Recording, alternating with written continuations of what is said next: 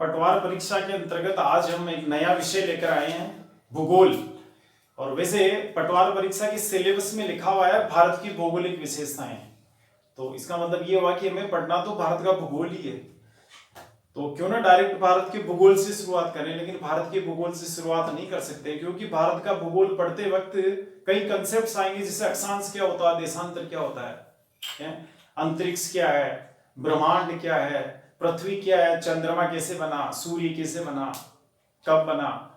ये ऐसे कंसेप्ट्स है जिनको क्लियर करना आवश्यक है। हालांकि डायरेक्टली इनसे क्वेश्चन नहीं पूछा जाएगा, लेकिन जिनसे क्वेश्चन पूछा जाएगा उनको समझने के लिए इनको समझना आवश्यक है।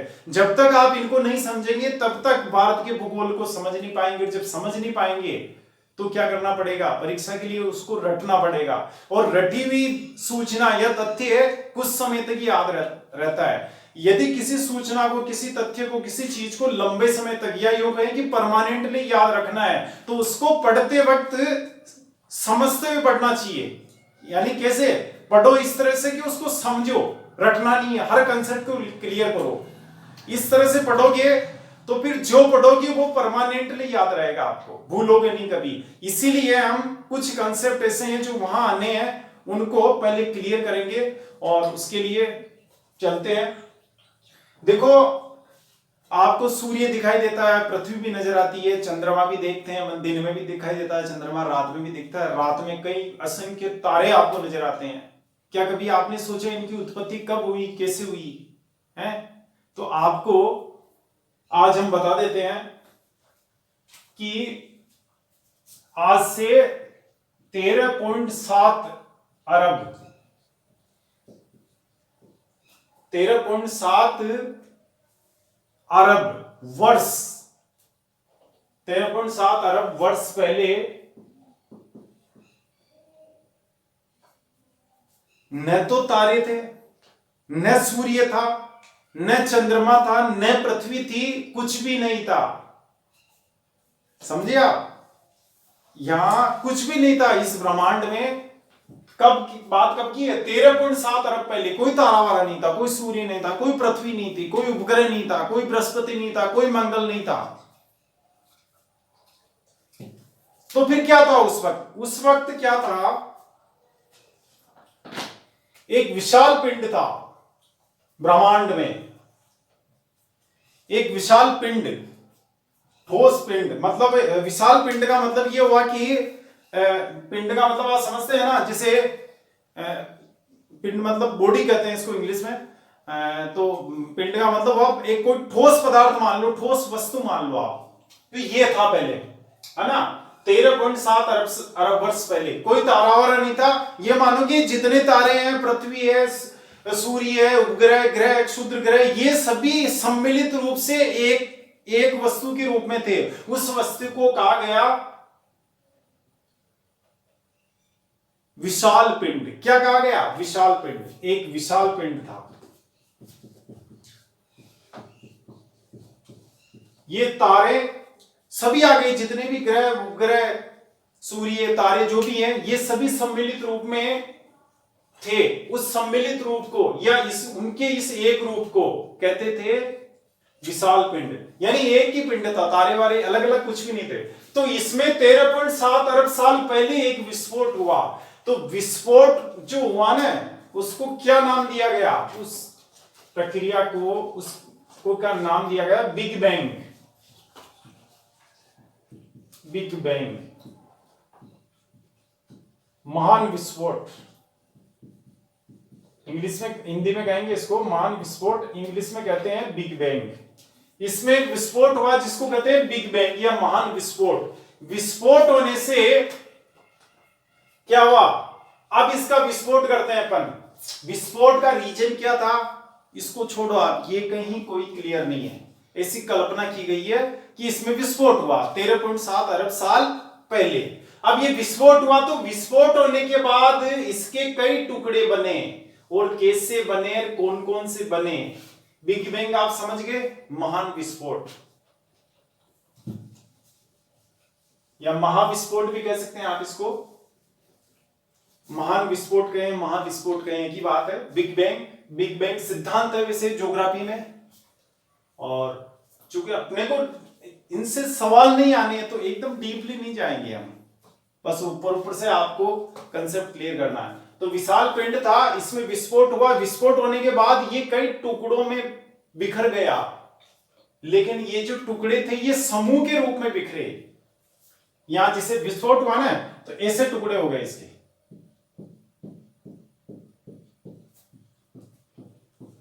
ये इस तरह से कई टुकड़े हो गए।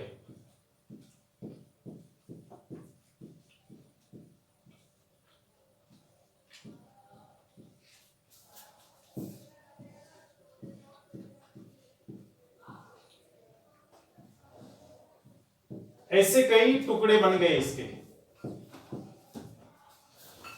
इस महाविशाल पिंड में विस्फोट हुआ, विस्फोट होने से कई टुकड़ों में कन्वर्ट हो गया और ये टुकड़े समूह के रूप में बिखर गए ब्रह्मांड में, समूह के रूप में बिखर गए ना।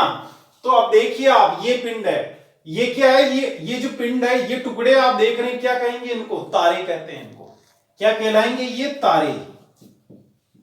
यानी ये तारों में कई टुकड़ों में बिखर गया और प्रत्येक टुकड़े को कहा जा रहा है तारा। लेकिन ये तारे समूह में बिखरे, एक समूह ये बन गया तारों का, एक समूह ये बन गया टुकड़ों का, एक समूह ये बन गया टुकड़ों का, एक समूह ये बन गया, ऐसे कई समूह बन गए। कितने समूह बने? विशाल पिंड में विस्फोट, समूह में बिखरा, समूह में टुकड़े हो गए या बिखरा, टुकड़े हो गए, है ना। अब ये समूह कितने थे? 100 अरब, 100 अरब समूह। ये कल्पना की गई है, कोई एग्जैक्ट काउंटिंग नहीं है, कहीं वैज्ञानिकों द्वारा ऐसी परिकल्पना की गई है कि 100 अरब समूह है ये ऐसे। ये तो यहां तो मैंने 1 2 3 4 ही बताए हैं आपको, भी कितने कुल? ये 100 अरब समूह, है ना। अब ये क्या है? ये समूह के अंदर जो गोले देख रहे हैं आप, ये क्या है? ये तारे हैं, जैसा हमने लिखा है यहां, ये तारे हैं। अब इसको आगे समझेंगे तो ये समूह क्या कहलाएगा? इस समूह को कहेंगे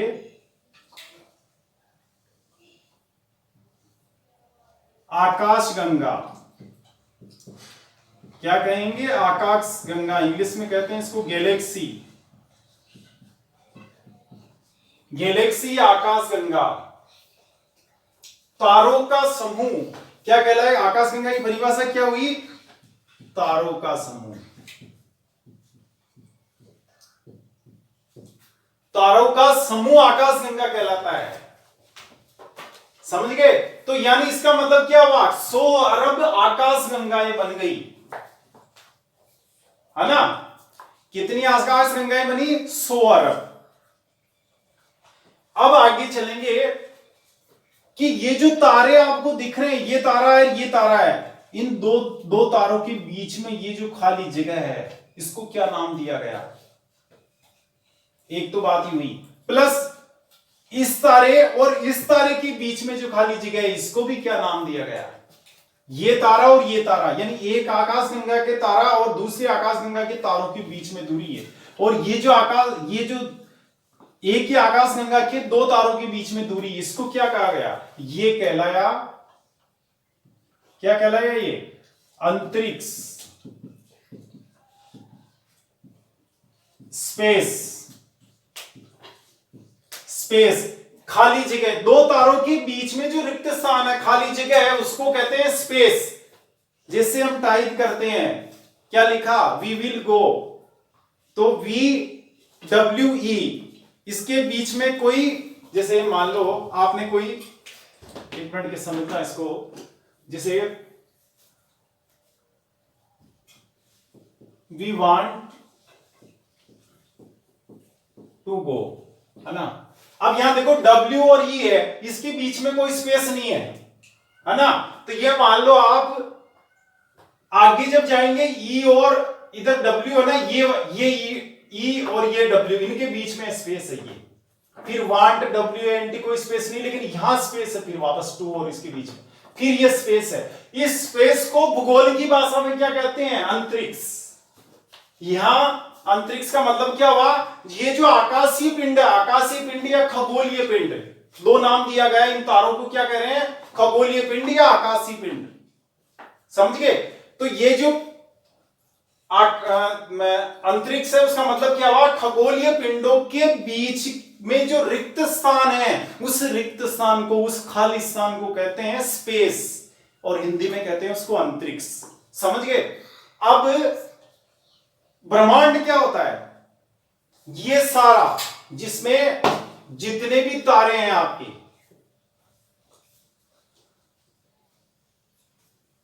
ये सारा का सारा, यानी ये आकाशगंगा, ये आकाशगंगा, ये आकाशगंगा, ये आकाशगंगा ना, और इनके बीच का जो खाली स्थान है यानी अंतरिक्ष, इन दोनों को मिलाकर कहते हैं ब्रह्मांड। ये ब्रह्मांड कहलाता है।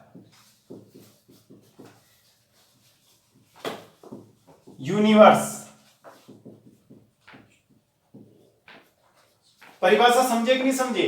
अंतरिक्ष का मतलब है दो खगोलीय पिंडों के बीच की दूरी, बीच का जो खाली स्थान, रिक्त स्थान, स्पेस, वो तो कहलाता अंतरिक्ष। और ब्रह्मांड का मतलब हुआ अंतरिक्ष प्लस ये खगोलीय पिंड, या यूं भी कह सकते हैं अंतरिक्ष प्लस आकाशगंगाएं, अंतरिक्ष प्लस तारे, अंतरिक्ष प्लस तारे और खगोलीय पिंड। अंतरिक्ष प्लस खगोलीय पिंड बताया ना हमने आपको। तो खगोलीय पिंड में तारे भी आते हैं, ग्रह भी आते हैं, उपग्रह भी आते हैं, क्षुद्र ग्रह भी आते हैं, धूमकेतु भी आते हैं। अभी आगे बताते हैं उनके बारे में, उनकी उत्पत्ति कैसे हुई। तो हमने आपको ये बता दिया कि पहले 13.7 अरब साल पहले विस्फोट हुआ। विस्फोट से उस पिंड के कई टुकड़े बन गए। उन टुकड़ों को, उस टुकड़े को यानी प्रत्येक टुकड़े को कहा गया तारा, लेकिन ये टुकड़े समूह में बिखर गए और प्रत्येक समूह को कहते हैं आकाशगंगा, जिसमें एक आकाशगंगा में 100 अरब तारे होते हैं और कुल मिलाकर ये 100 अरब आकाशगंगाएं हैं। यानी आकाशगंगाएं भी 100 है और एक आकाशगंगा में भी 100 अरब तारे होते हैं। आगे चलिए, मैं आपको एक बार जरा आप स्क्रीनशॉट ले लीजिए इसका।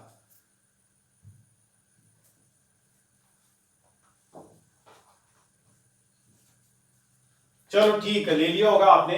आगे मैं आपको एकदम ध्यान केंद्रित करके समझिएगा इसको समझ लिया, जीवन भर भूल नहीं पाओगे आप कभी। अब इस पे मैं आपको ये जो तथ्य हैं, आकाशगंगा, ब्रह्मांड, इनको थोड़ा सा लिखा देता हूं। तो देखिए,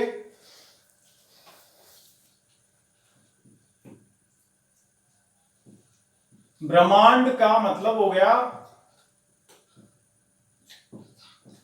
यूनिवर्स, कहते हैं इसको।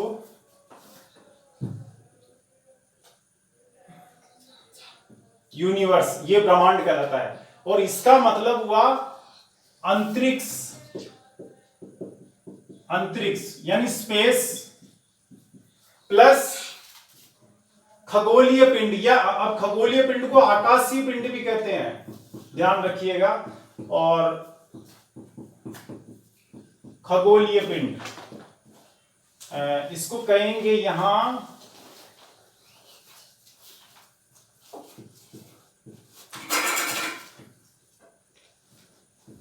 हेवेनली बॉडीज, हेवेनली बॉडीज, आकाशीय पिंड। अब यहां पे आकाशीय पिंड का मतलब क्या होता है, इसको समझेंगे। तारे प्लस ग्रह प्लस उपग्रह प्लस आपके देखेंगे क्षुद्र ग्रह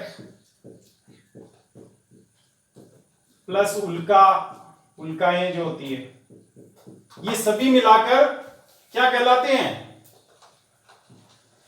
इनको कहते हैं खगोलीय पिंड। अभी मैंने आपको तारे ही बताए हैं कि जब विस्फोट हुआ ना 13.7 अरब साल पहले उस पिंड में, तो सबसे पहले तारे बने, जो टुकड़े बने, मेन टुकड़े जो पहली बार बने वो तारे बने। फिर बाद में क्या हुआ, तारे भी और बनते गए उनसे यार, इसके अलावा उन तारों के, जैसे मान लो ये तारा बना, ये तारा बना कोई, अब इसका कुछ हिस्सा अलग होकर इससे थोड़ा दूर हो गया, है ना, अलग हो गया इसका हिस्सा, ये अलग से हिस्सा बन गया, ये कहलाया ग्रह। इस ग्रह से भी कुछ टुकड़ा बाद में अलग हो गया, और वो कहलाया उपग्रह। ये उपग्रह है। ये तारा मान लो, इसको सूर्य मान लो आप। अपना सूर्य भी तो एक तारा ही है। तो शुरुआत में तो सूर्य बना, ऐसा नहीं कि सूर्य पृथ्वी साथ साथ ही बन गए, या इसके जो 8 उपग्रह ग्रह हैं सूर्य के, वो सभी साथ ही बन गए, साथ नहीं बने। सबसे पहले सूर्य बना, सूर्य से कुछ हिस्सा अलग हुआ। कितने हिस्से? 8 हिस्से अलग हुए। सूर्य से कितने हिस्से हुए? 8 हिस्से अलग हुए और 8 ग्रह बने। बुध, शुक्र, पृथ्वी, मंगल, बृहस्पति, शनि, अरुण, वरुण। ये जो है ना 8, पहले तो एक प्लूटो भी था, लेकिन 2006 से अभी उसको रिजेक्ट कर दिया गया, उस लिस्ट से बाहर कर दिया गया। नहीं नहीं नहीं, ये ग्रह कहलाने लायक नहीं है, इसमें इतनी योग्यता ही नहीं है कि हम इसको ग्रह कह सके। तो अभी ग्रह हम 8 ही मानते हैं, जो मैंने अभी आपको नाम बताया। तो ये 8 टुकड़े हुए ना सूर्य से अलग, वो 8 ग्रह बने। और ये 8 ग्रह की इनकी विशेषता क्या आ गई? ये सूर्य के चारों ओर चक्कर लगाते हैं, इसी से रोशनी प्राप्त करते हैं। इनमें खुद में कोई रोशनी नहीं है।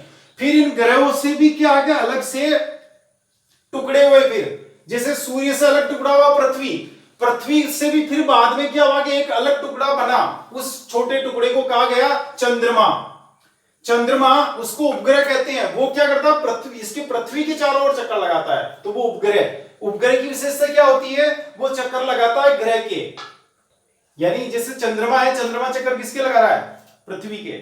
और पृथ्वी चक्कर लगा रही है किसके? सूर्य के। और इधर ये भी है मामला कि ये जो दोनों ही ग्रह उपग्रह हैं, रोशनी यहां से प्राप्त करते हैं। इनके पास प्रकाश नहीं है, यानी प्रकाश के मामले में ये आत्मनिर्भर नहीं है, ये सूर्य पर निर्भर है। अगर सूर्य आज इनको रोशनी देना मना कर देगा, आज से सप्लाई बंद, कोई लाइट वाइट नहीं है, तो अंधेरा हो जाएगा। पृथ्वी पे भी हो जाएगा और चंद्रमा पे भी हो जाएगा। चलो चंद्रमा पे तो कोई जीव नहीं है, लेकिन पृथ्वी पर तो जीव है। आप और हमारा क्या होगा? अगर सूर्य भगवान मना कर दे कि कोई लाइट नहीं मिलेगी आज से, तो आज से अंधेरा है और टेम्परेचर इतना डाउन हो जाएगा कि आप और हम जिंदा ही नहीं रह पाएंगे। बर्फ ही बर्फ नजर आएगी आपको। तो देख लिए सूर्य की कितनी उपयोगिता अपने लिए। तो ये है, यानी ये तारे प्लस ये सभी, ये बाद में बने। पहले तारे बने, बाद में बने। इनको संयुक्त रूप से क्या कहते हैं? खगोलीय पिंड, आकाशीय पिंड। तो मैंने आपको कहा अंतरिक्ष का मतलब क्या हुआ? इन खगोलीय पिंडों के बीच की दूरी। खगोलीय पिंड आ गए, जैसे सूर्य आ गया ना, सूर्य, फिर इधर पृथ्वी भी आ गई, एक ये पृथ्वी हो गई, फिर ये एक चंद्रमा भी हो गया,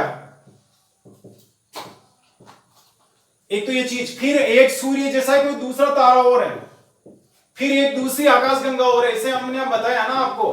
तो अब क्या मैंने, अंतरिक्ष का मतलब क्या हुआ? सूर्य और पृथ्वी के बीच का जो खाली स्थान है, और ऐसे ही पृथ्वी और चंद्रमा के बीच का खाली स्थान है, या चंद्रमा और सूर्य के बीच का जो खाली स्थान है उसको अंतरिक्ष कहते हैं, स्पेस कहते हैं। और सूर्य का दूसरे तारे के बीच में जो खाली स्थान है, ये तारा अलग है, ये तारा सूर्य है ही, इनके बीच का जो खाली स्थान है वो भी अंतरिक्ष कहलाता है। और एक ये आकाशगंगा हो गई।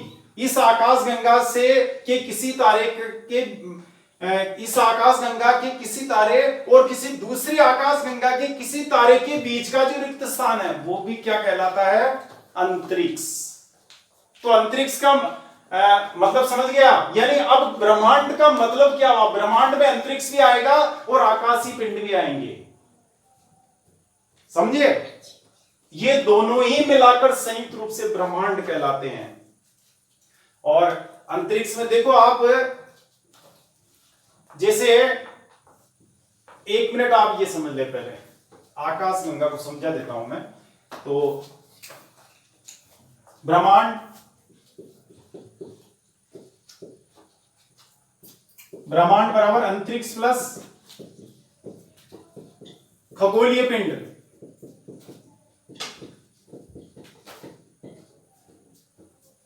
है ना? ब्रह्मांड बराबर अंतरिक्ष प्लस खगोलीय पिंड। और आगे चलेंगे, ब्रह्मांड बराबर अंतरिक्ष प्लस आकाशगंगाओं का समूह, ये भी कह सकते हैं आकाशगंगाओं का समूह, ग्रुप ऑफ गैलेक्सीज। आकाश गंगाओं का समूह प्लस अंतरिक्ष दोनों मिलाकर क्या कहलाते हैं? ब्रह्मांड। इसको भी ब्रह्मांड कह सकते हैं। आकाश गंगा क्या होती है?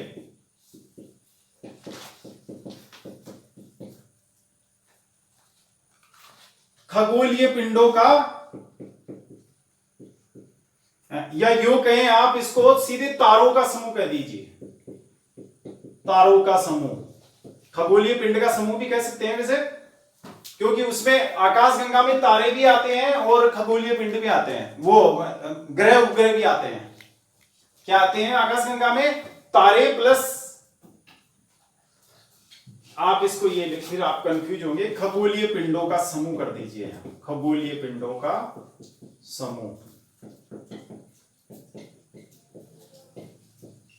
वैसे मुख्य रूप से इसमें जैसे एक आकाश गंगा में 100 अरब तारे होते हैं, और बाकी जो पिंड होते हैं खगोलीय पिंड, जो दूसरे ग्रह उपग्रह, वो तो गिनती के होते हैं। अभी अपने जैसे मान लो मंदाकिनी है, यानी वह आकाश गंगा जिसमें अपना सूर्य स्थित है, जिसमें हम अपनी पृथ्वी स्थित है।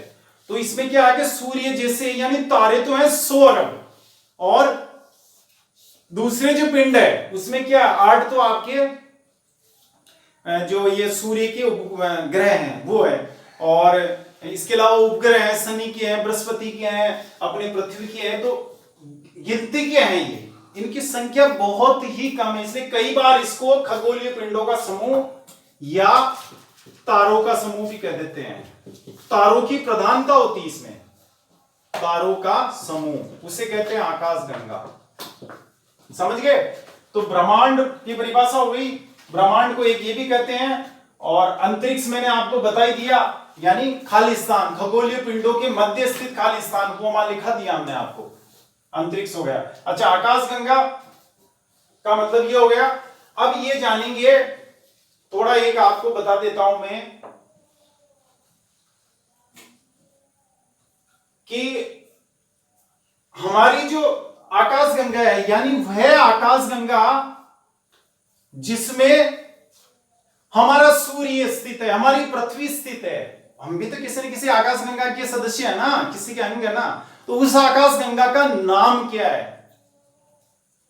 उस आकाश गंगा का नाम तो आना ही चाहिए ना। तो चलो इसको ले लीजिए आप, एक जल्दी से इसका स्क्रीनशॉट लीजिए। चलो ले लिया होगा, ठीक है, मिटा देते हैं इसे।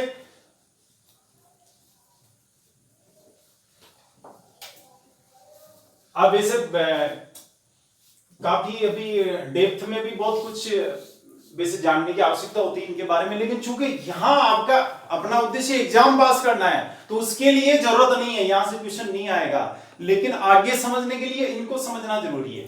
तो अभी चलते हैं आगे। हमारी आकाश गंगा, अब इसको कहते हैं मंदाकिनी। मंदाकिनी, इसका या एरावत पथ, एरावत पथ ये भी नाम है इसका, एरावत पथ मंदाकिनी। क्या नाम है इसका? एरावत पथ मंदाकिनी। और इसको वैसे इंग्लिश में कहते हैं मिल्की वे, मिल्की वे।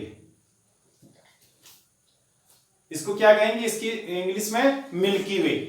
तो ये जो मिल्की वे आकाश गंगा ये है, इसको कहते हैं, ये हमारी आकाश गंगा, समझ गए ना आप? यानी वह आकाश गंगा जिसमें हमारा सूर्य स्थित है, या हमारी आकाश गंगा, वह आकाश गंगा जिसमें हमारा सूर्य स्थित है। तो हमारी आकाश गंगा में सूर्य तो है ही, बाकी मैंने क्या कहा आपसे, 100 अरब तारे होते हैं। सूर्य जैसे तो 100 अरब है इस मंदाकिनी में। मंदाकिनी क्या है? एक आकाश गंगा है, आकाश गंगा का नाम है। कौन सी आकाश गंगा? आकाश गंगा है तो 100 अरब है पूरे ब्रह्मांड में, लेकिन उसमें ये वो आकाश गंगा है जिसमें हमारा सूर्य है, हमारी पृथ्वी है। समझे? तो इसका नाम एरावत पथ मंदाकिनी या मिल्की वे इंग्लिश में कहते हैं, वो आकाश गंगा है। तो इसके हम, यानी हमारा सूर्य इसमें स्थित है। और इसका निर्माण जो हुआ इस आकाश गंगा का, वैसे 4.5 अरब साल पहले माना जाता है, क्योंकि मैंने आपसे कहा ना तारे तो बन गए जैसे पहले, और कुछ तारे भी बाद में, जैसे अभी भी तारे बन रहे हैं, वैसे बनने में तो आकाश गंगाएं आज भी बन रही है, उनका विस्तार हो रहा है। और ये जो ग्रह उपग्रह क्षुद्र ग्रह उल्का ये बहुत बाद में बनी, अभी भी बन रहे हैं कई, तो ये बाद में बनी है, तो इसलिए इसका जो हमारी आज की जो आकाशगंगा है ये 4.5 अरब साल पहले अस्तित्व में आ गई थी। ये आपको थोड़ा सा नॉलेज के लिए बता देते हैं, वैसे कहीं आपको पूछेंगे नहीं। तो ये बात हुई। अच्छा, मंदाकिनी हो गई। एक इसमें कंसेप्ट ये है कि ये तारों की विशेषता क्या होती है, तारे स्टार्स, सबसे पहले तारे बने ना यहाँ ब्रह्मांड में, तो स्टार्स की विशेषता क्या होती है, स्वयं प्रकाशमान, स्वयं का प्रकाश या स्वयं प्रकाशमान। भाई ये चमकते हैं ना, रात में टिमटिमाते हैं तारे, तो इनमें रोशनी कहां से आ रही, ये जो दूसरे तारे आपको टिमटिमाते हुए नजर आते हैं, चंद्रमा भी आपको चमकदार दिखाई देगा, रोशनी दिखाई देती है ना चंद्रमा पे, लेकिन चंद्रमा की जो रोशनी वो चंद्रमा की खुद की नहीं है, वो सूर्य से प्राप्त हो रही है। लेकिन ये जो दूसरे तारे आपको टिमटिमाते हुए नजर आ रहे हैं, इनकी खुद की रोशनी है, ये ऐसा नहीं कि सूर्य से रोशनी प्राप्त कर रहे हैं, दोनों में फर्क ये है। तो हमने क्या कहा, यहां पे क्या लिखा, तारों की सबसे बड़ी विशेषता होती है कि इनका स्वयं का प्रकाश होता है। प्रकाश के मामले में, लाइट के मामले में ये आत्मनिर्भर होते हैं, किसी से आयात नहीं करनी होती है इनको। चंद्रमा बेचारा, पृथ्वी बेचारी, या दूसरे जो 7 ग्रह और हैं इसके, किसके, सूर्य के, वो सभी क्या करते हैं, सूर्य से प्रकाश लेना पड़ता है, प्रकाश के लिए सूर्य पर आश्रित है, तारे पर आश्रित है। सभी तारे सेल्फ डिपेंडेंट है प्रकाश के मामले में, उनका खुद का प्रकाश है, एक विशेषता है। दूसरी विशेषता गैसीय अवस्था। देखो तारे जो होते हैं ना वो ठोस अवस्था में नहीं होते हैं, सूर्य है अभी, अब ये आप क्या समझते हैं, पृथ्वी तो ठोस है, पत्थर वगैरह देखते हैं हम कितने ठोस है, लेकिन जो सूर्य है वो ठोस नहीं है, वो गैसीय अवस्था में पाए जाते हैं। और गैसों में कौन सी गैसें पाई जाती है, अब आप देखो ऐसी कौन सी गैसें हैं जिनसे ऊर्जा उत्पन्न होती है।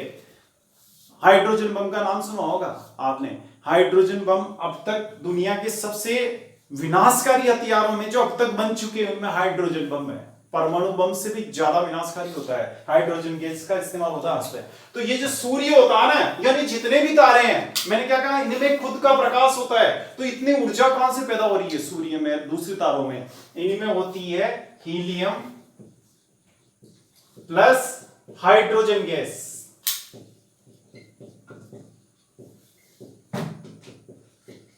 हीलियम प्लस हाइड्रोजन गैस होती है, इनसे यहां ऊर्जा उत्पन्न होती है, प्रकाश पैदा होता है, एनर्जी जनरेट होती है। यहां ये जनरेटर सेट है ये तारे, और यहां जनरेटर सेट में किसका इस्तेमाल हो रहा है, हीलियम हाइड्रोजन गैसों का। तो ये तारों की विशेषता हो गई। बाकी जो अब अभी आपने ये दिखाया ना मैंने आपको, खगोलीय पिंड, तो ये भी है भाई, तारों से बाद में ग्रह बने, उपग्रह बने, क्षुद्र बने, ग्रह उल्काएं बनी। ये क्या है, इनकी विशेषता क्या है कि ये प्रकाश के लिए सूर्य मतलब तारों पर आश्रित है, स्वयं का प्रकाश नहीं, स्वयं का प्रकाश नहीं। ये जो ग्रह उपग्रह, यानी ग्रह में जैसे पृथ्वी है, शनि, मंगल, बुध, शुक्र, अरुण, वरुण, बृहस्पति, ये ग्रह हो गए। उपग्रह जैसे चंद्रमा, या टाइटन शनि का उपग्रह है, क्षुद्र ग्रह एस्टेरॉइड। अभी एस्टेरॉइड के बारे में आज के पेपर में था कि अभी 5 जून को क्या हुआ, पृथ्वी के नजदीक होकर लगभग 3 लाख, नजदीक का मतलब ऐसा नहीं 150 किलोमीटर होगी, नजदीक, नजदीक का मतलब है पृथ्वी से लगभग 3 लाख किलोमीटर की दूरी पर होकर एक एस्टेरॉइड निकल के चला गया। क्षुद्र ग्रह होते हैं ये, क्षुद्र ग्रह होते हैं। तो ये क्या होते हैं कि ये इनको ये मान सकते हैं छोटे ग्रह होते हैं, बड़े ग्रह तो नहीं है, छोटा आकार होता है। जैसे अभी मैं बता रहा हूं ना, एस्टेरॉइड एक 1600 उसकी 400 फीट उसकी साइज थी, उसका एरिया था, तो वो 400 फीट का टुकड़ा अभी 5 जून को पृथ्वी के नजदीक होकर निकल के चला गया और पता ही नहीं लगा। अमेरिका की जो वैज्ञानिक अपने आप को सबसे ज्यादा विकसित मानते हैं, उनको भी पता नहीं लगा, वो तो 4-5 दिन बाद जाके पता लगा गया। अभी 5 तारीख को एक ग्रह बहुत, ये जो क्षुद्र ग्रह है, छोटा ग्रह होता है एस्टेरॉइड, ये बहुत नजदीक होकर निकला पृथ्वी के, अपने को पता ही नहीं लगा। तो ऐसी घटना हो गई। अभी 13 अप्रैल 2029 को एक बहुत बड़ा क्षुद्र ग्रह पृथ्वी से टकराने की संभावना है, या ये जताया जा रहा है कि बहुत नजदीक होके निकलेगा वो पृथ्वी के, और टकरा भी सकता है 13 अप्रैल 2029 को। ऐसी अभी इन्होंने संभावना व्यक्त की है वैज्ञानिकों ने। और अभी 16, जैसे कल 16 तारीख थी ना, 16 आज 17, 16 17 18 19 इन 4 दिनों के बीच में 5 क्षुद्र ग्रह पृथ्वी के बहुत नजदीक होके निकल रहे हैं। छोटे छोटे ग्रह होते हैं, छोटे टुकड़े होते हैं, उसके आकाशीय छोटे पिंड होते हैं, तो ये उसके नजदीक होके निकलेंगे। किसके किसके नजदीक होके? पृथ्वी के होके। अभी 16 को 17 को 18 को 19 को एस्टेरॉइड निकल रहे हैं। तो ये एस्टेरॉइड या क्षुद्र ग्रह भी होते हैं, लेकिन इनका भी खुद का प्रकाश नहीं होता, ये भी सूर्य से प्रकाश ग्रहण करते हैं। और उल्काएं होते ही हैं इन क्षुद्र ग्रहों के, या अन्य जो ग्रह वगैरह इनके टुकड़े होते हैं, ये ठोस टुकड़े उल्का कहलाते हैं। अभी ये जो है ग्रह क्षुद्र ग्रह उल्काएं, जब मैं सौर परिवार पढ़ाऊंगा तो उसमें इसकी चर्चा कर लेंगे। अभी पहले दूसरा एक कंसेप्ट है वो समझ लीजिएगा। एक होता है प्रकाश वर्ष, नाम सुना होगा आपने, लाइट ईयर, और एग्जाम में कई बार पूछा गया है ये। और ये क्या है, चाहे आपके सिलेबस में हो या मत हो, लेकिन एक जनरल नॉलेज का एक क्वेश्चन माना जाता है। इंटरव्यू में भी पूछ लेते हैं, जैसे आप आरएस का इंटरव्यू देने गए, सब इंस्पेक्टर का देने गए, एसएससी में देने गए, तो आप पूछ लेते प्रकाश वर्ष क्या होता है, या प्रकाश वर्ष के बारे में अक्सर पूछ लिया जाता है। कई एग्जाम्स में कई बार रिपीट हो चुका है क्वेश्चन, ये कंसेप्ट। तो एक थोड़ा इसे जान लीजिए, क्योंकि इसी से संबंधित है वो। प्रकाश वर्ष क्या होता है? प्रकाश वर्ष, लाइट ईयर, है ना। अब इसमें जाएंगे, चलो इसको यहां से, लाइट ईयर देखो,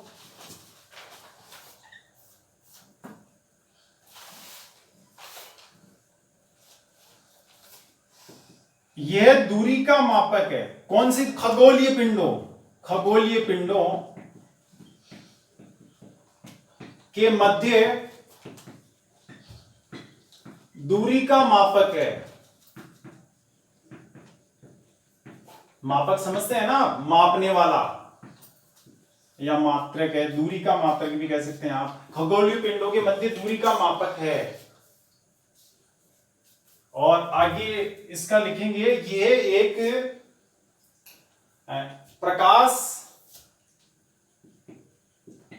1 सेकंड में 3 लाख किलोमीटर दूरी तय करता है।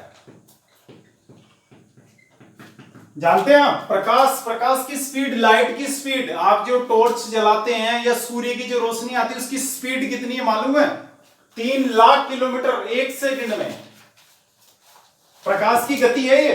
अब प्रकाश की गति 1 सेकंड में 3 लाख किलोमीटर है ना, तो प्रकाश 1 साल में या 1 वर्ष में 95 खरब बोल रहा हूं मैं, खरब किलोमीटर दूरी तय करता है। क्या जानेंगे आप यहां पे प्रकाश वर्ष के बारे में?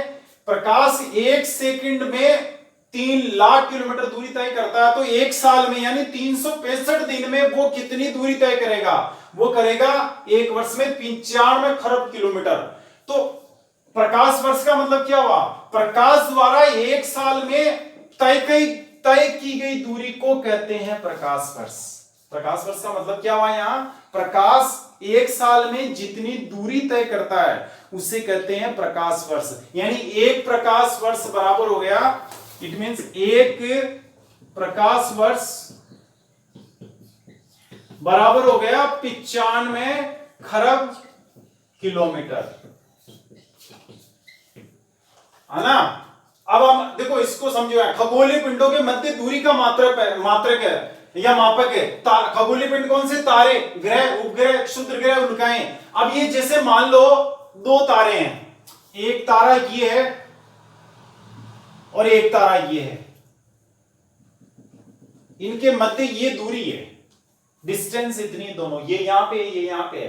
तो दो तारों के बीच में जब दूरी नापते हैं ना, उसको किलोमीटर में नहीं लिखते, उसको कभी किलोमीटर में नहीं लिखेंगे। जैसे दिल्ली से मुंबई की दूरी 1500 किलोमीटर है साहब, तो किलोमीटर में तो लिखेंगे, ज्यादा से ज्यादा इसको मील में लिख देंगे या मीटर में भी लिख सकते हैं, उसको प्रकाश वर्ष में नहीं लिखते हैं। लेकिन खगोलीय पिंडों के बीच की दूरी इतनी अधिक होती है कि किलोमीटर में तो व्यक्त करना ही संभव ही नहीं है वहां, तो उसको किसमें करते हैं, प्रकाश वर्ष में उसको व्यक्त करते हैं। और एक प्रकाश वर्ष का मतलब होता है 95 खरब किलोमीटर। यानी इसको समझना, अगर मैं ये कहूं कि इस तारे से इस तारे की दूरी 10 प्रकाश वर्ष है, इसका मतलब क्या हुआ कि इस तारे से इस तारे की दूरी 950 खरब किलोमीटर है। मैंने क्या कहा कि इस तारे से इस तारे की दूरी 10 प्रकाश वर्ष है, तो मैं ये भी कह सकता हूं कि इस तारे से इस तारे की दूरी 950 खरब किलोमीटर है, क्योंकि एक प्रकाश वर्ष में 95 खरब किलोमीटर होते हैं।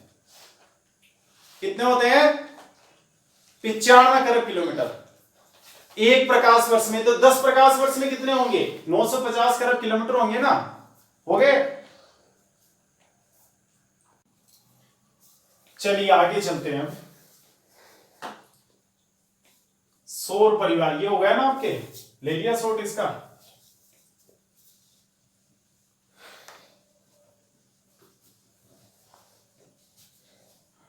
प्रकाश वर्ष हो गया आपके। अब सौर परिवार लेते हैं। हमने पढ़ा था कि हमारा सूर्य भी एक आकाशगंगा का हिस्सा है, जिसको मंदाकिनी या मिल्की वे या ऐरावत पथ कहते हैं।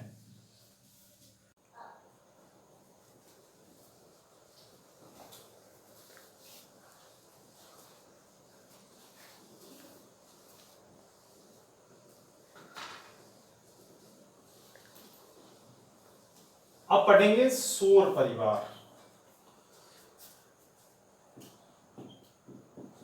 सौर परिवार, सोलर फैमिली।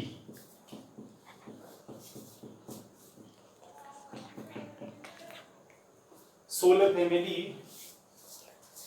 तो इसके अंतर्गत थोड़ा सा इसको नीचे लेते हैं, दिखाई मिलेगा।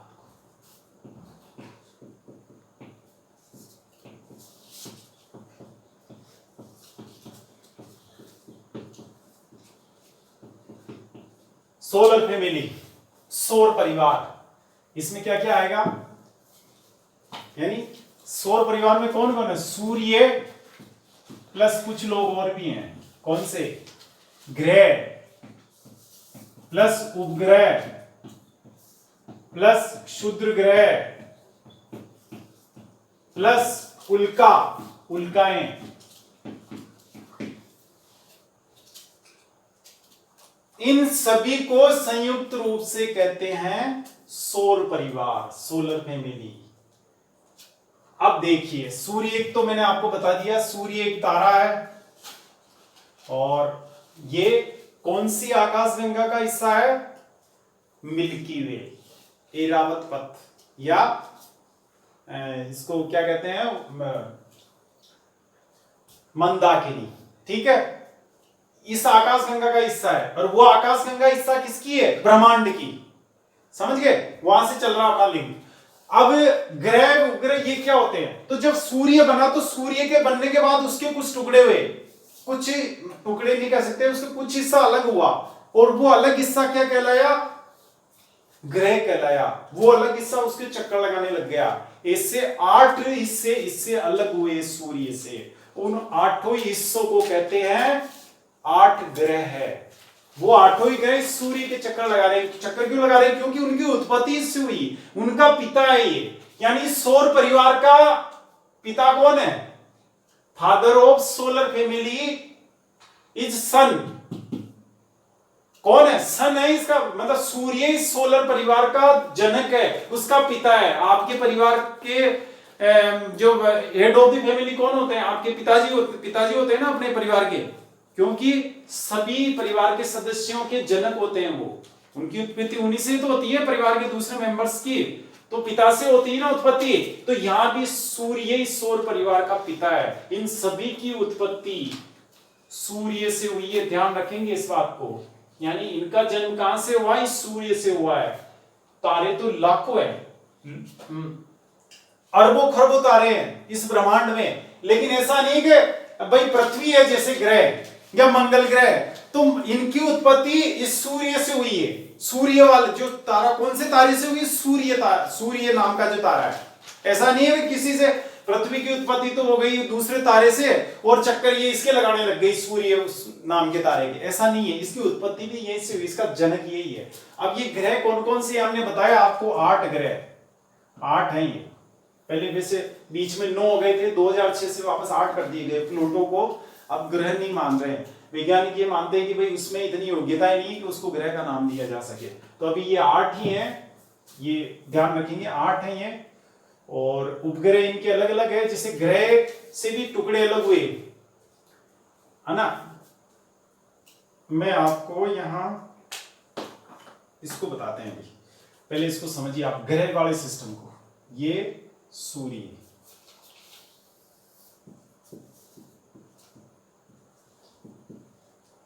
ये मानिए अब इसको बड़ा बनाते हैं। ये हो गया सूर्य।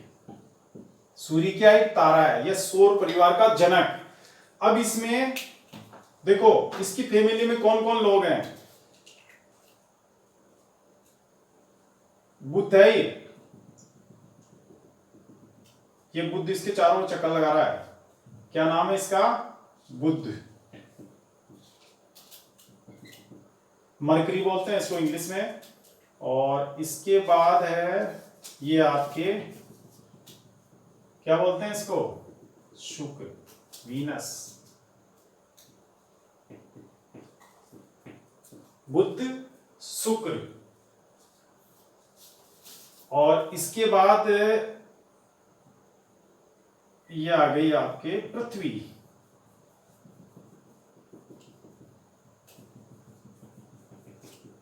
इसको बोलते हैं पृथ्वी, जिस पर आप और हम निवास कर रहे हैं। पृथ्वी के बाद चलेंगे, ये तो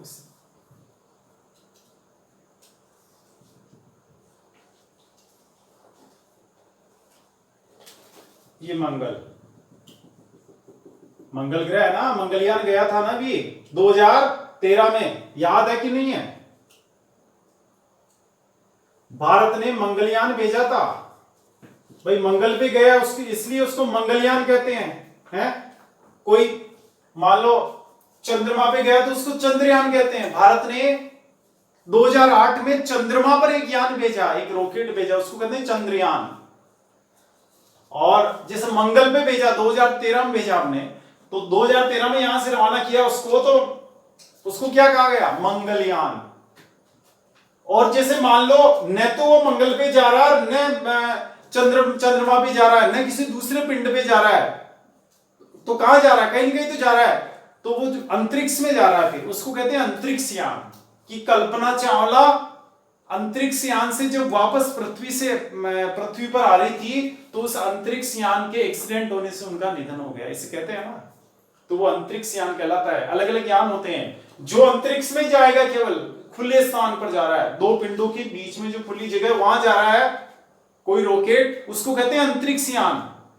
और जो किसी पिंड पर जा रहा है, मंगल पे गया तो मंगलयान कहलाता है। जैसे चंद्रमा पे गया तो उसको चंद्रयान कहा गया। समझ गए? अब यहां मंगल ग्रह हो गया। इसके बाद बृहस्पति, क्या कहेंगे इसको? ये बृहस्पति भी चारों ओर चक्कर लगा रहा है। बृहस्पति सौर परिवार में एक आपको यहां बता देते हैं, यहीं पर ही एस्टेरॉइड। ये एक जो आप लाइन देख रहे हैं, इनको कहते हैं एस्टेरॉइड। ये भी छोटे छोटे ग्रह हैं, बहुत टुकड़े टाइप के होते हैं। 400 फीट का, 500 फीट का, 1000 फीट का, 2000 फीट का, ऐसी साइज होती है इनकी। तो ये कहलाते हैं एस्टेरॉइड।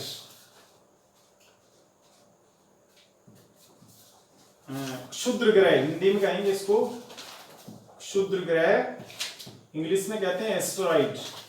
अभी टकराए पृथ्वी के नजदीक होके निकला ना, 5 जून का एक एस्टेरॉइड अभी निकला 10 दिन पहले, और अभी भी निकल रहा है। 16 से लेकर 19 तक 5 एस्टेरॉइड है, 5 तक क्षुद्र ग्रह हैं जो पृथ्वी के नजदीक होके निकलेंगे। ये क्षुद्र ग्रह क्या होते हैं? देखो, बृहस्पति और मंगल के बीच में, मंगल और बृहस्पति के बीच में एस्टेरॉइड होते हैं, छोटे छोटे टुकड़े होते हैं, छोटे छोटे पिंड होते हैं, उनको क्षुद्र ग्रह कहते हैं, एस्टेरॉइड कहते हैं। कई बार घूमते घूमते के आगे पृथ्वी के, जैसे पृथ्वी पास ही आ रही है ना, मंगल और बृहस्पति के बीच में तो घूमते ही है, कई बार घूमते घूमते इधर पृथ्वी के रास्ते में आ जाते हैं सामने, तो पृथ्वी के नजदीक आ जाते हैं। फिर जैसे अभी आए ना, ये अभी चल रहे हैं, अभी 16 से 19 के बीच में 5 एस्टेरॉइड पृथ्वी के नजदीक होकर निकलेंगे। अभी 5 जून को निकला था। और इसके अलावा अभी बता रहे हैं कि जैसे 13 अप्रैल 2029 को एक एस्टेरॉइड आएगा जो बिल्कुल नजदीक होके आएगा, वो तो 3 लाख किलोमीटर के आसपास ही आएगा। तो ऐसे ये एस्टेरॉइड होते हैं क्षुद्र ग्रह, छोटे छोटे पिंड होते हैं। ये बृहस्पति है आपके, और बृहस्पति सबसे बड़ा। इसके बाद जैसे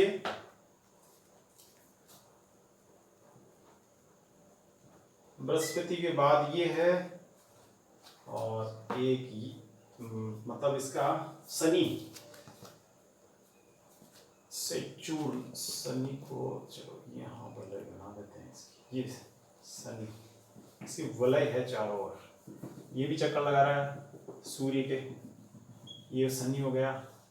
और अरुण वरुण है ये,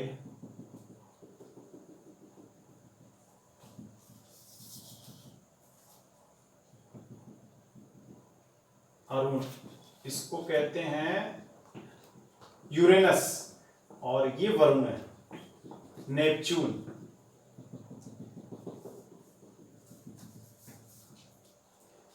अब हमने आपको ये बता दिए, ये क्या है? सूर्य और उसका परिवार है, इसको कहते हैं पूरे को। ये सभी आ गए, इसको क्या कहेंगे? सौर परिवार। लेकिन अभी इसमें जैसे यहां दिखाया नहीं हमने, लेकिन यहां पृथ्वी, ये जो पृथ्वी है ना, इसका एक उपग्रह भी है चंद्रमा। अब ये चंद्रमा क्या पृथ्वी के चक्कर लगा रहा है, पृथ्वी के साथ साथ इधर सूर्य के चारों ओर भी घूम रहा है। ये क्या कर रहा है? पृथ्वी के चक्कर लगा रहा है। ये चंद्रमा इसका उपग्रह है। और ऐसे ही शनि के भी उपग्रह हैं, बृहस्पति के भी हैं। तो इनके यानी ग्रह का मतलब क्या हुआ? ये जो 1 2 3 4 5 6 7 8 जो टुकड़े हैं ना, ये इनकी उत्पत्ति कहां से हुई? सूर्य से हुई। पहले सूर्य था, ये सभी किसमें सम्मिलित थे? पहले सूर्य में समाहित थे, बाद में सूर्य से 8 टुकड़े अलग हुए, और ये अलग अलग टुकड़े अलग अलग पिंड बन गए। इनको कहते हैं भूगोल की भाषा में ग्रह, ग्रह कहेंगे इनको। और ये ग्रहों की विशेषता क्या होती है कि एक तो इनका खुद का प्रकाश नहीं होता है, ये प्रकाश यहां से लेते हैं सूर्य से। अगर ये सप्लाई बंद कर दे लाइट, तो यहां अंधेरा सभी में। दूसरी बात, ये सभी चूंकि इनका पिता ये है ना, तो इस पिता के चारों ओर मंडराते रहते हैं, उसके चारों ओर चक्कर लगाते हैं। फिक्स कक्षा होती है, इनका रूट फिक्स है सभी बेटों का, 8 बेटों का रखा है, सबका रूट फिक्स है। कोई एक दूसरे के रूट में नहीं आएगा, रास्ते में नहीं आएगा, सारे बेटे अपने अपने रास्ते ही चलते हैं। 8 बेटे हैं ना सूर्य के, 8 की ये स्थिति है। और इनके पौत्र है सूर्य का, जैसे चंद्रमा, तो चंद्रमा का भी रास्ता फिक्स कर रखा है दादा ने कि बेटे पौत्र तुझे भी अपने निश्चित जो निर्धारित रास्ता उसी में चलना है, किसी के बीच में मत आना। ये सेचुर्न, ये जो एस्टेरॉइड है, एस्टेरॉइड के आगे इनका जनक भी वैसे तो पिता तो ये मानो इनका जनक तो सूर्य ही है, लेकिन ये सूर्य से डायरेक्ट नहीं बने हैं एस्टेरॉइड। जैसे चंद्रमा डायरेक्ट नहीं बना ना, तो कुछ बृहस्पति से बने, कुछ मंगल ग्रह से बने। इन ग्रहों से छोटे छोटे टुकड़े, बहुत ही मैंने बताया ना आपको, 400 फीट 200 फीट ऐसे होते हैं। तो इनको भी कह रखा है, वैसे निर्धारित है, लेकिन इनके आगे बच्चे हैं, तो बच्चे नादान होते हैं, नासमझ होते हैं। वैसे इनको तो कह तो रखा है भाई तुम्हें इसी रूट पे इन दोनों के बीच में, यानी ये 2 भाई हैं, इन दोनों भाइयों के बीच में इन बच्चों को गुजरना है, में से घूमना है। लेकिन बच्चे नादान होते हैं, तो कई बार क्या होता है कि दूसरे चाचा के या ताऊ के रास्ते में आ जाता है। जैसे पृथ्वी है भी, तो पृथ्वी के रास्ते में आ गए, ये बीच में आ गए ना। तो ऐसे ये कई बार नादानी कर देते हैं, गलतियां कर देते हैं। तो ये 8 ही बेटे हैं सूर्य के, इससे कहते हैं सौर परिवार। समझ गए। अब यहां पे क्या होता है, हमने आपसे कहा एक ये आगमक क्षुद्र ग्रह मैंने आपको बता दिया, एस्टेरॉइड। उल्काएं क्या होती, उल्काएं क्या होता है कि ये उल्काएं भी, इन ग्रह जो होते हैं ना, ये पिंड जैसे चंद्रमा है, उपग्रह या ग्रह, ये 8 इनके छोटे छोटे महीन टुकड़े होते हैं। अब क्षुद्र ग्रह भी टुकड़े होते हैं, लेकिन इनमें से क्या होता है कि क्षुद्र ग्रहों में से या इनके कुछ टुकड़ों में से कुछ टुकड़े, इनको पिंड कहेंगे, छोटे छोटे पिंड, जब पृथ्वी पर आने का प्रयास करते हैं, लेकिन क्या होता है कि पृथ्वी में क्या है, वायुमंडल है ऊपर। पृथ्वी पर धरातल पर आने से पहले क्या होता है, वायुमंडल को फेस करना पड़ता है। ऊपर से कोई भी चीज आती है, वायुमंडल मुकाबला करता है। जैसे कोरोना आपकी बॉडी पे अटैक कर रहा है, तो सिक्योरिटी गार्ड कौन बैठा वहां, कौन बैठा, WBC है, श्वेत रुधिर कणिकाएं बैठी है ना। तो वो श्वेत रुधिर कणिकाओं का काम क्या है कि कोरोना से जंग लड़ती है वो। अब कई कहते हैं कि साहब लोग ठीक हो गए, जैसे भी तो ज्यादातर लोग 50% से ज्यादा रिकवर हो रहे हैं या ठीक हो रहे हैं। ठीक क्यों हो रहे हैं, कि वो WBC काम कर रही है अंदर। वो काम कौन कर रही है वहां, बिना दवाई ठीक हो रहे हैं सभी, रेस्ट ही कर रहे हैं बस, और कोई ऐसा नहीं कोई स्पेशल दवाई है। दवाई तो उनकी बॉडी में है। कौन सी, वो सिक्योरिटी गार्ड बिठा रखा है प्रकृति ने, WBC श्वेत रुधिर कणिकाएं, वो उस कोरोना से जंग लड़ रही है। अब जिसकी WBC कमजोर होती खुद ही, यानी सिक्योरिटी गार्ड जिसका कमजोर है, तो उस घर में चोरी हो जाती है। और जिसका ताकतवर होता है तो चोर एंटर नहीं हो सकता घर में। ये स्थिति कोरोना की है। जिस व्यक्ति के बॉडी में, जिस मरीज की बॉडी में श्वेत रुधिर कणिकाएं मजबूत है, बहुत ताकतवर है, उस पर कोरोना हमला नहीं कर पा रहा है, वो असफल हो रहा है। और जिसकी कमजोर है, तो फिर कोरोना वहां हमला करने में सफल हो जाता है, उसको ग्रसित कर देता है। ये स्थिति इसकी है, पृथ्वी की। वायुमंडल में क्या होता है, ऊपर से जब ये टुकड़े आते हैं ना, टुकड़े खूब आकाश में घूमते रहते हैं। टुकड़े जब नीचे आने का प्रयास करते हैं, पृथ्वी के गुरुत्वाकर्षण पावर होता है ना, वो खींचती है हर चीज को ऊपर, आकाश से हर चीज नीचे खींचती है। तो ये नीचे आते हैं, लेकिन सिक्योरिटी गार्ड बेटा है कौन, वायुमंडल। वायुमंडल क्या करता है, जो ही ऊपर से कोई चीज आएगी उसको जलाकर राख कर देता है, पृथ्वी पर पहुंचने नहीं देता है। तो ऊपर से नीचे आने वाले पिंड है ये, नीचे आने वाले पृथ्वी पर आने का प्रयास करने वाले के आने के प्रयास में, पृथ्वी पर आने के प्रयास में जलकर नष्ट हो जाने वाले पिंड। क्या समझिए, पृथ्वी पर आने के प्रयास में जलकर नष्ट हो जाने वाले पिंड, जो पृथ्वी यानी धरातल पर नहीं पहुंचा, उससे पहले ही सिक्योरिटी गार्ड यानी किसने, वायुमंडल ने उसको जलाकर राख कर दिया, उससे कहते हैं उल्का। समझिए। और यही उल्का अगर पृथ्वी पर आ जाती है धरातल पर, जैसे ओरिजिनो में आया था अमेरिका में, एक बड़ा सा उल्का पिंड आया, उल्का नीचे आ गई, तो वो अगर धरती पर आ गई तो फिर उससे कहते हैं उल्का पिंड। उसे क्या कहेंगे, उल्का पिंड। धरती पर पहुंची उल्काएं, यानी ऐसी उल्काएं जो पृथ्वी पर पहुंचने में या धरातल पर पहुंचने में समर्थ हो जाती है, सक्षम हो जाती है, उससे कहते हैं उल्का पिंड। और अगर बीच में खत्म हो गई तो उससे कहते हैं केवल उल्काएं। और जो नहीं आती है, ऊपर ही रहती है, वो उल्काएं भी नहीं कहलाएगी, वो आकाशीय पिंडी कहलाएंगे, केवल खगोलीय पिंडी कहलाती हैं, टुकड़े होते हैं छोटे छोटे रोज। अगर बीच में पृथ्वी पर आने का प्रयास कर रहे हैं तो उन पिंडों को कहेंगे उल्काएं। अगर वो आने में सफल भी हो गए तो फिर सफल हो जाते हैं, उनको कहते हैं उल्का पिंड। सफल नहीं होते, बीच में जलकर नष्ट हो जाते हैं, तो उनको उल्काएं ही कहेंगे। और उल्का पिंड कौन हुआ, जो नीचे आ गया, धरती पर पहुंच गया, उसको कहते हैं उल्का पिंड। यानी जिसने, कोरोना ने अगर ग्रसित कर दिया इंसान को, तो ये मानो वो उल्का पिंड कहलाएगा कि उल्का पिंड पहुंच गया उसकी बॉडी में। और अगर बीच में बाहर से WBC ने भगा दिया उसको, लड़कर संघर्ष करके, तो वो उल्का ही कहलाएगा। वो कोरोना क्या कहलाएगा? केवल उल्का। और अंदर अगर बॉडी में पहुंच गया और जम गया और उसको ग्रसित कर दिया तो उसको कहते हैं उल्का पिंड। समझ गए? अब आगे चलेंगे। सौर परिवार हो गया आपके। इसमें कहां कंफ्यूजन हो सकता है आपको? मेरे ख्याल से ये तो समझ में आ गया होगा। क्षुद्र ग्रह मैंने बता दिए, उल्काएं हो गई, उपग्रह हो गए, ग्रह हो गए, सूर्य हो गए, ये सोलर फैमिली हो गई। सोलर फैमिली हिस्सा किसका है? किसका हिस्सा है? एक आकाशगंगा का। और आकाशगंगा का नाम क्या है? मंदाकिनी। याद कर रखेंगे। और ये सभी आकाशगंगाएं कहां रहती है? ब्रह्मांड में। समझ गए? और ब्रह्मांड में आकाशगंगाओं के अलावा क्या है? खाली स्थान है। उन आकाशगंगाओं में जो तारे हैं उनके बीच का स्थान प्लस दो आकाशगंगाओं के बीच के तारों के बीच का खाली स्थान है ना। तारों, ये समझे आपके, तारों के बीच का जो खाली स्थान है वो अंतरिक्ष कहलाता है। और तारों प्लस अंतरिक्ष को मिलाकर कहते हैं ब्रह्मांड है। तो एक ब्रह्मांड में कई आकाशगंगाएं होती है, उसमें एक मंदाकिनी है। मंदाकिनी में हम रहते हैं, आप और हम, क्योंकि हमारी पृथ्वी उस मंदाकिनी का हिस्सा है। हमारा सूर्य उसका अंग है। और सोलर फैमिली इसको कहते हैं।